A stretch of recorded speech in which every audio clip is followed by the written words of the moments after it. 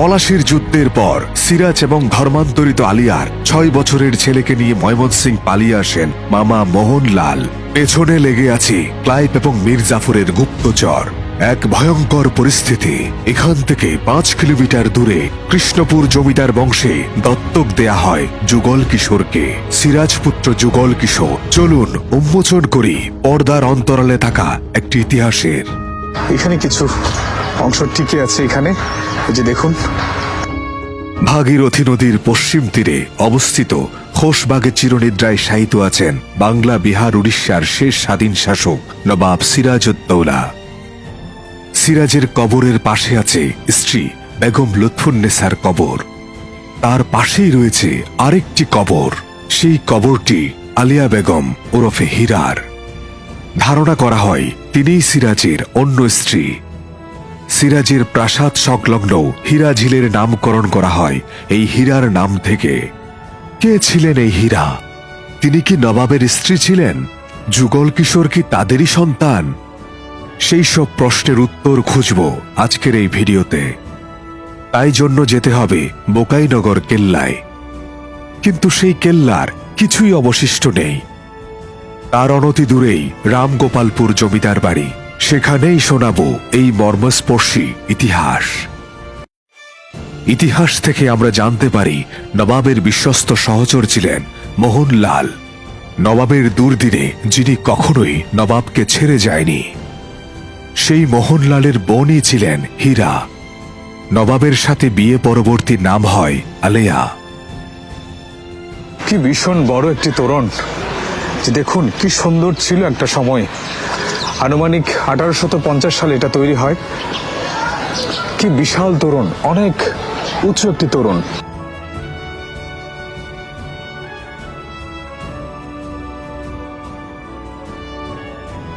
একটা মোটামুটি ভালো একটা অংশ ভেঙে এই যে পড়ে গেছিল, লোহার কাঠামোগুলো দেখা যাচ্ছে।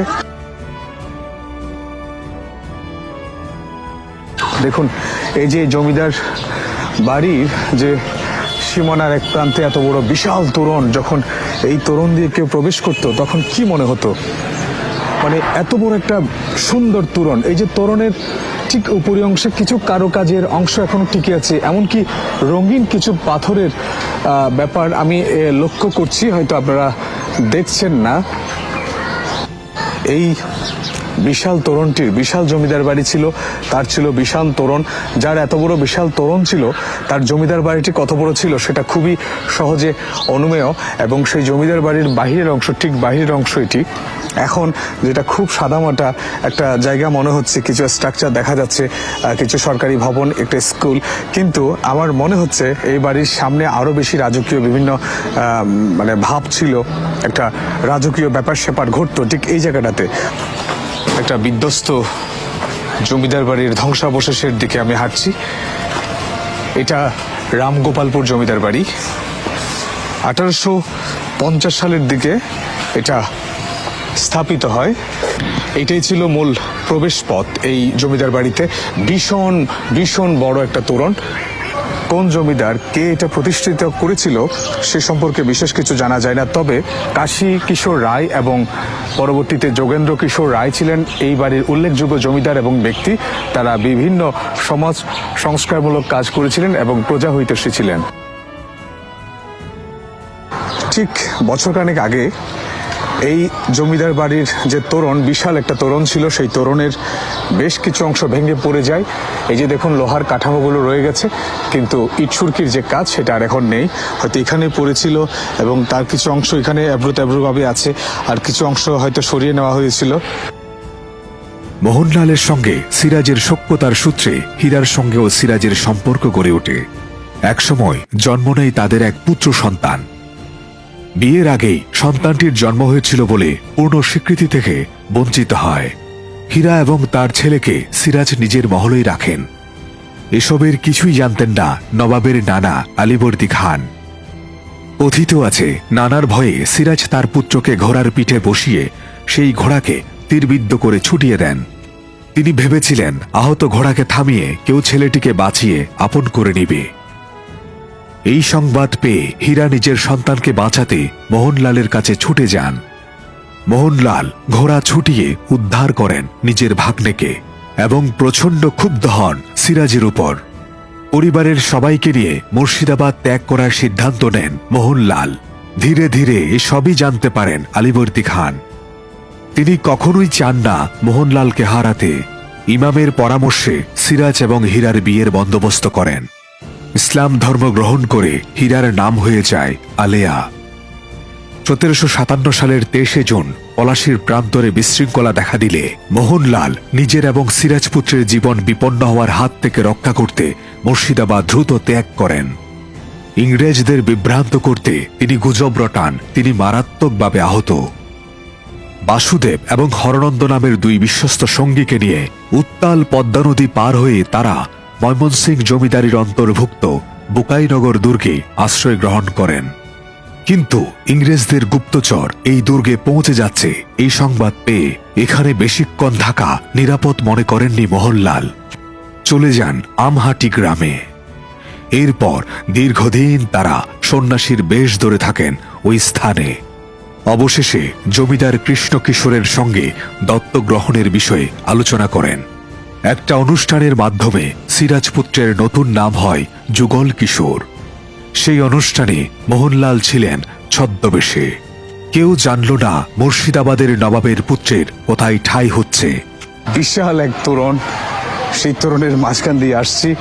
দেখুন, এখন এখানেই তো জমিদার বাড়ি ছিল, যেহেতু এটা একটা তোরণ, সেই তোরণের পরেই তো জমিদার বাড়ি হবে, এটা খুবই একটা স্বাভাবিক বিষয়। কিন্তু সেই স্বাভাবিক বিষয়টাকে অস্বাভাবিক লাগছে, কারণ এখানে কোনো চিহ্নিত কোনো জমিদার বাড়ি এখন আর নেই। যেটা দেখা যাচ্ছে সেটা হচ্ছে কিছু সীমানা পাঁচিল, সেই সাথে কিছু এদিকে ধ্বংসাবশেষ আছে। এখানে একটি বাড়ি আছে, হয়তো বা এটা মন্দির ছিল বা অন্য কোনো কিছু। দোর্দণ্ড প্রতাপের জমিদারি ছিল এখানে, বোঝার কোনো উপায় নেই। সবই যেন ধ্বংসপ্রাপ্ত অতীত। এই যে এটা দেখে বোঝা যাচ্ছে এটা একটা জমিদার বাড়ির সন্নিবেশিত কোনো একটা বিষয় ছিল, কিন্তু এখন আর ব্যবহৃত হয় না। অনেক আগে এটা পরিত্যক্ত হয়েছে। সেই সাথে এখানে কিছুটা চিহ্ন দেখা যাচ্ছে। এই যে দেখুন,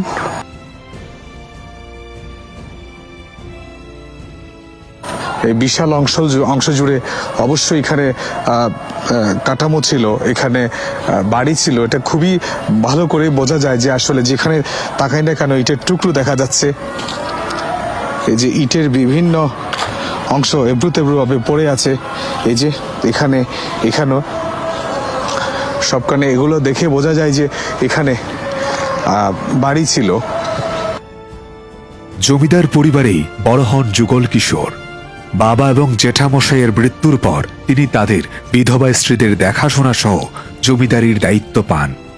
মহামারী দেখা দিলে কৃষ্ণপুর থেকে গৌরীপুরে আসেন। জঙ্গলে পরিপূর্ণ গৌরীপুর, চাষবাস নেই। নিজ দক্ষতায় সেখানে ঘটান আমূল পরিবর্তন।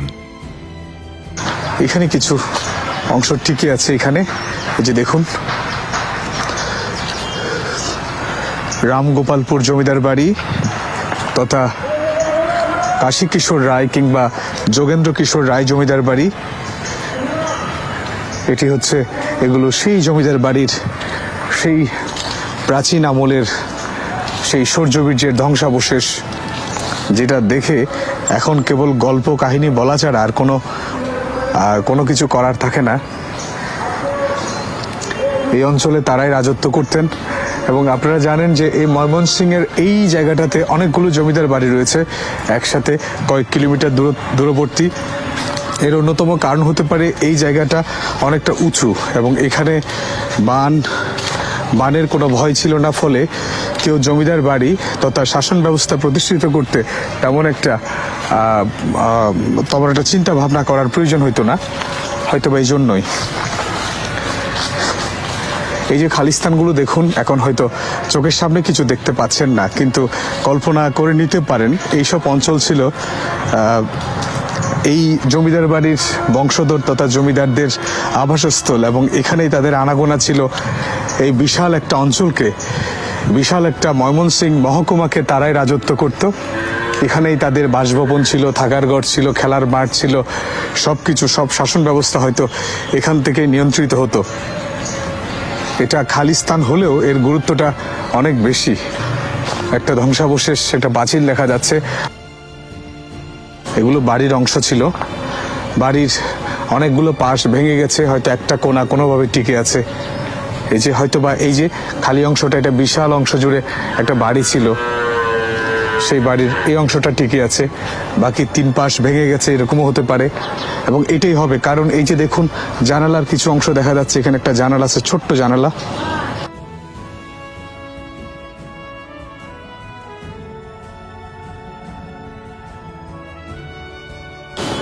কি সুন্দর একটা আলপনা করা আছে। দরজাও হতে পারে, হয়তো পরবর্তীতে এটা বন্ধ করে দেওয়া হয়, তবে দরজা হওয়ার সম্ভাবনা কম। ছোট ইটের গাঁথুনিতে, সে সময়ের ইটের গাঁথুনি যেরকম থাকতো সেরকমই একটি স্থাপনা।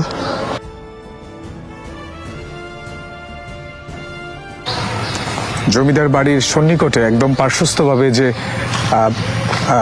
মন্দিরটি আছে, এটাও খুবই পুরনো, খুবই প্রাচীন।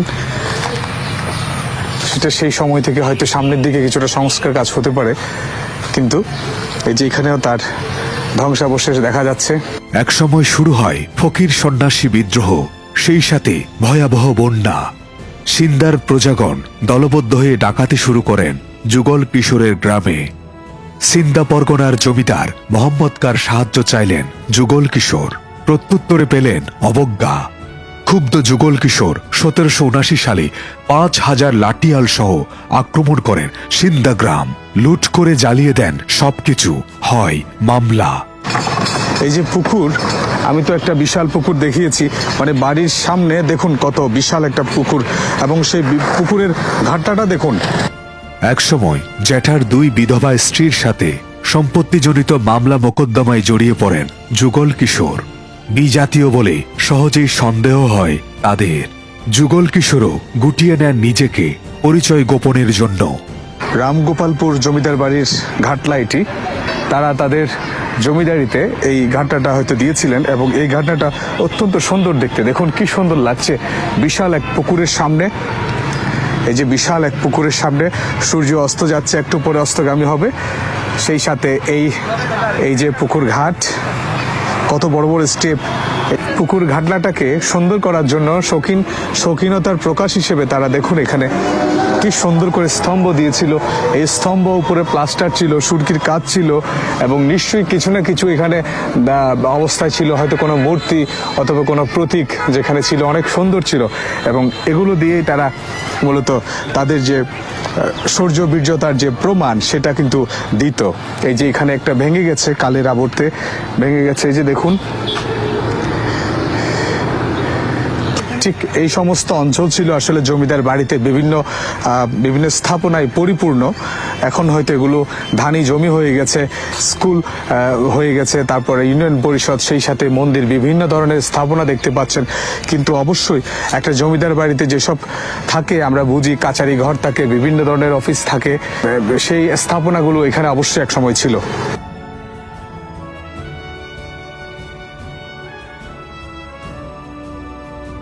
ব্রিটিশ রাজত্বে তার পরিচয় প্রকাশ পেলে তিনি বিপদে পড়তে পারেন, সেই আশঙ্কায় গৌরীপুর ছাড়েন যুগল কিশোর রায় চৌধুরী।